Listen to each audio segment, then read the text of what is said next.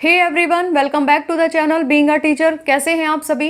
Last class में हमने education policies के बारे में पढ़ा था, जिसमें से कुछ पॉलिसीज़ हमारी रह गई थी। तो आज की क्लास में हम उन्हीं पॉलिसीज़ को कंटिन्यू करते हैं। तो चलिए देखिए, जो हमारी अगली शिक्षा नीति थी वो थी गोखले बिल। 1911 में एक बिल प्रस्तावित हुआ जिसे गोखले बिल के नाम से जाना जाता है। इस समिति के अध्यक्ष गोखले जी थे और उन्हीं के नाम पर इस समिति का नाम गोखले बिल पड़ा। अब देखिए कि इस बिल में कौन कौन सी बातों की सिफारिश की गई। तो सबसे पहले बात करेंगे फ्री एंड कंपलसरी एजुकेशन। ठीक है, गोखले बिल में एक प्रस्ताव लाया गया जिसमें फ्री एंड कंपलसरी एजुकेशन यानी फ्री व अनिवार्य शिक्षा की बात कही गई।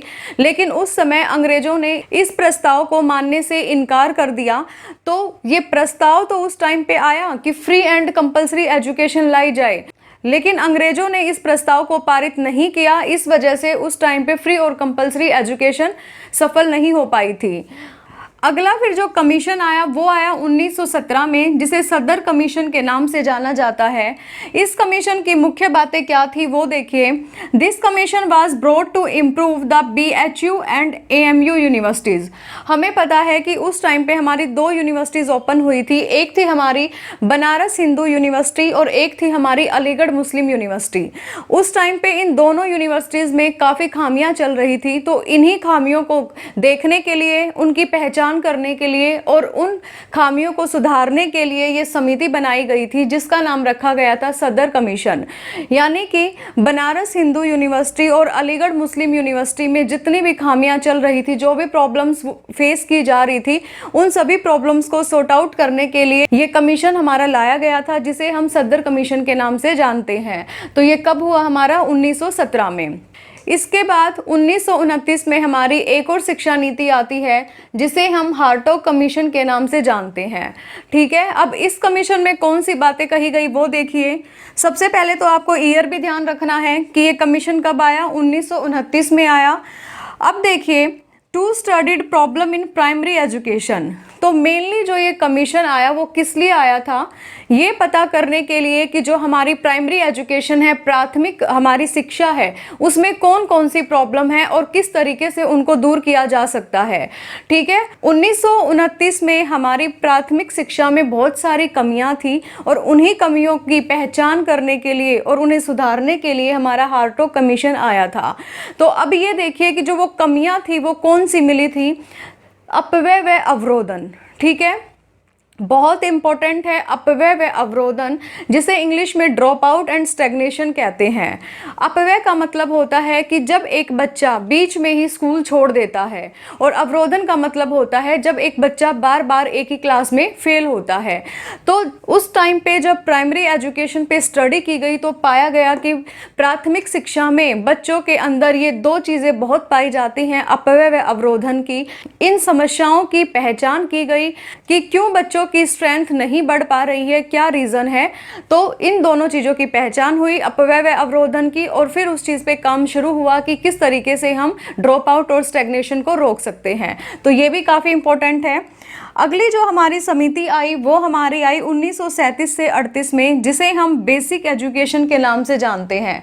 हिंदी में हम इसे बुनियादी शिक्षा भी कह सकते हैं, नई तालीम भी कह सकते हैं और आधारभूत शिक्षा के नाम से भी इसे जानते हैं। तो बेसिकली जो ये हमारी बेसिक एजुकेशन है, ये महात्मा गांधी जी के निर्देशन में हुई है। उनका बहुत योगदान रहा है इसमें। ये हमारी शिक्षा नीति आर्ट एंड क्राफ्ट पर बेस्ड थी, यानी किस तरीके से बच्चों के आर्ट एंड क्राफ्ट को बढ़ाया जाए और किस तरीके से आर्ट और क्राफ्ट को शिक्षा के अंदर इन्वॉल्व किया जा सकता है। दूसरी चीज़ earning by learning and learning by earning. ये जो हमारी चीज़ थी कि कमाते हुए सीखना और सीखते हुए कमाना, ये टैगलाइन हमारी गांधी जी ने दी थी। उनका मानना था कि उस समय बच्चे पढ़ाई में बहुत कम इन्वॉल्व हो रहे थे और उसका कारण था कि बच्चों के पास या उनके माता पिता के पास पैसों की कमी का होना। तो उस समय गांधी जी ने ये tagline the, earning by learning and learning by earning, यानी बच्चों को कमाते हुए सिखाओ और सिखाते हुए उन्हें कमाना सिखाओ, जिस वजह से पैसों की समस्या पढ़ाई के बीच में बाधा ना बने। तो आर्ट एंड क्राफ्ट को यहाँ पे मेन चीज़ माना गया और उसी के बेसिस पे यहाँ बच्चों की पढ़ाई शुरू करवाई गई, ताकि पैसों की प्रॉब्लम पढ़ाई के बीच में ना आए। अगली हमारी शिक्षा नीति आती है 1948 से 1949 में, जिसे आरके कमीशन का नाम दिया गया। हिंदी में हम इसे विश्वविद्यालय शिक्षा आयोग के नाम से भी जानते हैं। जो ये कमीशन है ये डॉक्टर आरके के निर्देशन में बना था और बेसिकली इसमें विश्वविद्यालयों के बारे में बात कही गई थी, इसलिए हम इसे दोनों नाम से जानते हैं, डॉक्टर आरके कमीशन के नाम से भी और विश्वविद्यालय शिक्षा आयोग के नाम से भी। इसलिए कोई भी नाम आ जाए, दोनों एक ही चीज़ है, इसमें कंफ्यूज नहीं होना है। तो देखिए आरके कमीशन में कौन सी मेन चीज़ें हमारी रहेंगी।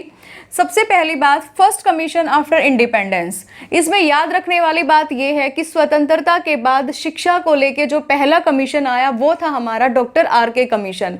ठीक है, यानी इंडिपेंडेंस के बाद ये हमारा पहला शिक्षा का कमीशन है जो आया था। दूसरी चीज आती है also called higher education commission. इसे उच्च शिक्षा आयोग के नाम से भी जानते हैं क्योंकि यहाँ इस कमीशन में हायर एजुकेशन पर ध्यान दिया गया था। इसके बाद जो हमारा नेक्स्ट कमीशन आया वो आया 1952 से 53 में, जिसे हम मुदालियास कमीशन के नाम से जानते हैं। ठीक है, ये काफ़ी इंपॉर्टेंट हो जाता है। क्यों, वो देखिए। सबसे पहली चीज़ कि अब तक जो हमारे प्राइमरी एजुकेशन या हायर एजुकेशन को लेके कमीशन आ रहे थे, लेकिन मुदालिया कमीशन में अब हमारी सेकेंडरी एजुकेशन के बारे में भी बात कही गई, यानी कि माध्यमिक शिक्षा आयोग के बारे में भी यहाँ पे बात कही गई थी। यानी बेसिकली ये हमारा सेकेंडरी एजुकेशन को लेके ही कमीशन आया था। दूसरी चीज़, ask to open multipurpose school. अब इस कमीशन में रिकमेंड किया गया कि बहुउद्देशीय विद्यालय खोले जाएं। ठीक है, मल्टीपर्पज स्कूल यानी बहुउद्देशीय विद्यालय वे विद्यालय होते हैं जिनमें बच्चों का ओवरऑल डेवलपमेंट किया जाता है, चाहे वो इमोशनली है, सोशली है, कॉग्निटिव है, यानी ओवरऑल मिला के एक बच्चे के सभी डेवलपमेंट को यहाँ पर देखा जाता है और उसी तरीके से फिर उसका विकास किया जाता है। तो इसे हम कहते हैं मल्टीपर्पज स्कूल। अगली बात आती है ग्रेडिंग सिस्टम। आपने नाम सुना होगा ग्रेडिंग सिस्टम का। ठीक है, अभी कई सालों से हमारी यही चीज़ चलती आ रही है कि बच्चों को ग्रेड दिए जाते हैं। तो सबसे पहले जो ग्रेडिंग सिस्टम की बात कही गई थी वो हमारी मुदालिया कमीशन में बात कही गई थी, लेकिन उस टाइम इस चीज़ को एक्सेप्ट नहीं किया गया था, नकार दिया था। लेकिन बाद में ग्रेडिंग सिस्टम को एक्सेप्ट कर लिया था और वो इसी कमीशन के बेस पर हुआ था। फिर 1961 में हमारे एनसीईआरटी आती है। ठीक है, 1961 में एनसीईआरटी आती है।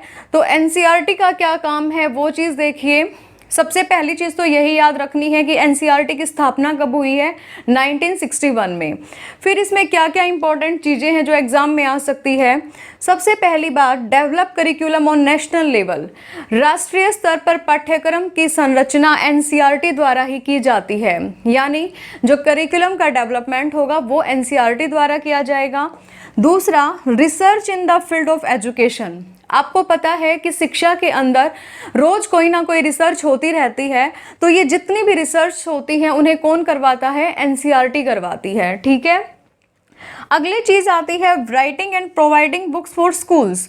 अब विद्यालयों के लिए जो पुस्तकें लिखी जाती हैं, जो बुक्स प्रोवाइड की जाती हैं, यानी जो किताबें हम बच्चों को पढ़ाते हैं, जो हमारे स्कूल्स में बुक्स अवेलेबल हैं, वो कहाँ से आती हैं, वो सारी चीज़ें एनसीईआरटी के द्वारा लिखी जाती हैं और उसी के द्वारा स्कूलों में प्रोवाइड करवाई जाती हैं। तो ये थे हमारे कुछ कमीशंस जो काफ़ी इंपॉर्टेंट हैं। कुछ हमने करे थे प्रीवियस क्लास में, कुछ किए हैं इस क्लास में। एक क्लास में मैं थोड़े थोड़े कमीशंस आपको करवा रही हूँ ताकि आप साथ के साथ उस चीज़ को याद करते रहें और कंफ्यूज ना हो। ठीक है, तो जो मैंने लास्ट क्लास में कमीशन करवाए हैं और ये वाले कमीशन है, इन सबको आपको लिखना भी है, याद भी करना है। इसके बाद नेक्स्ट क्लास में जो हमारे कुछ कमीशंस बचते हैं, होंगे शायद 8 या 10 कमीशन, उनको कंप्लीट कर लेंगे। उसके बाद हमारी एजुकेशन पॉलिसीज खत्म हो जाएंगी।